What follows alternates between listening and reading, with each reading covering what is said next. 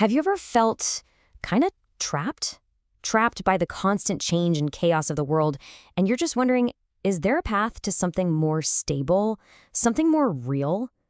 Well, today we're going to dive into an ancient text that offers a pretty detailed map for that exact journey, the soul's path from confusion all the way to enlightenment. Wow, this quote, it really gets right to the heart of the problem, doesn't it?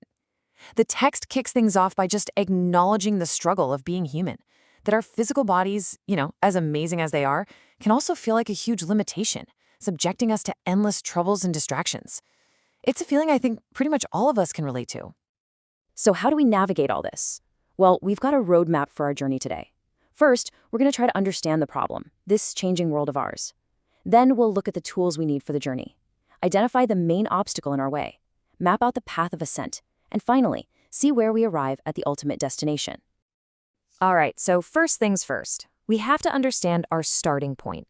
And the text is super clear about this. We begin our journey in a world that is defined by its constant, inherent instability.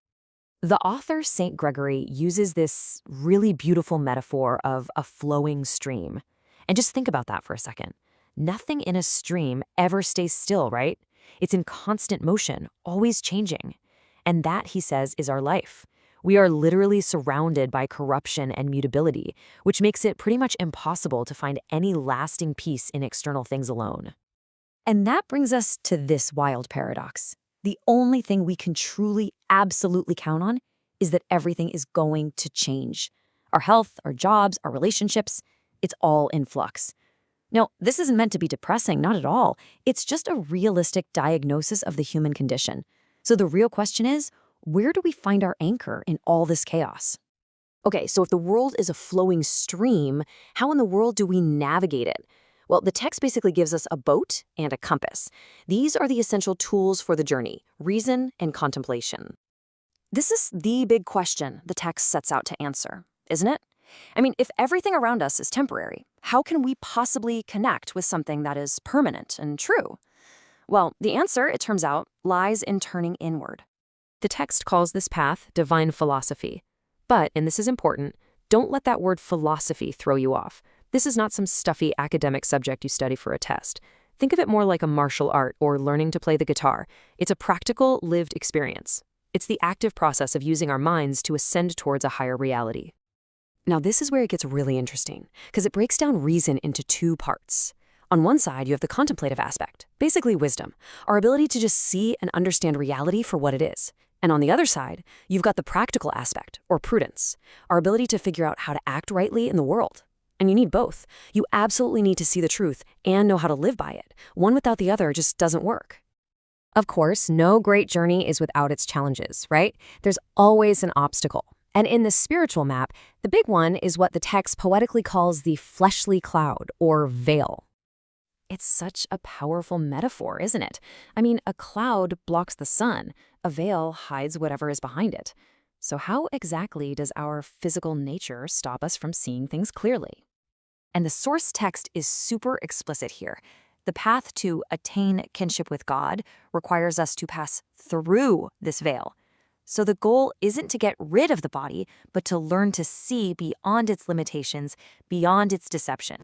So here's the crucial point. The veil works by trapping our attention. It basically locks the soul onto just the surface of things. In today's terms, you could think of it like living inside your own personalized social media feed.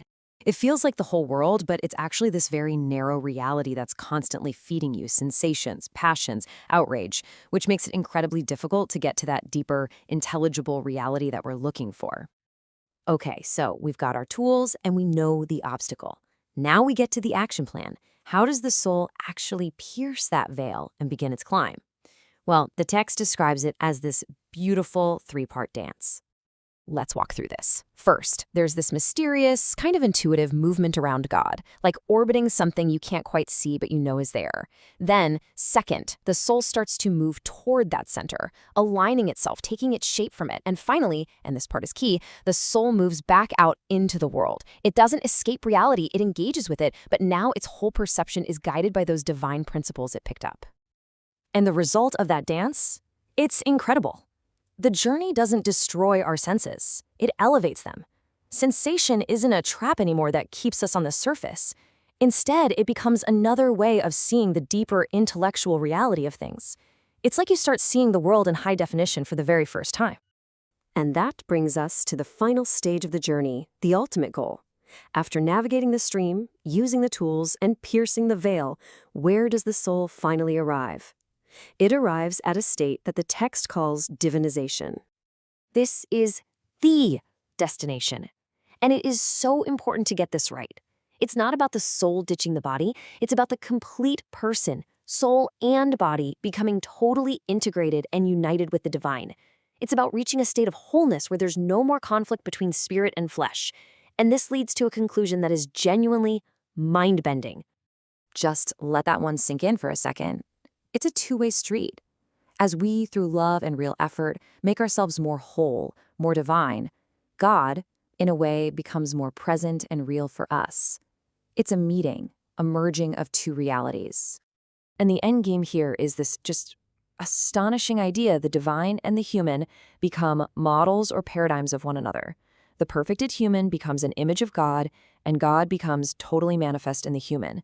It's a complete total union. So I want to leave you with this question, to bring it all back to our own lives. This ancient text talks about a fleshly cloud.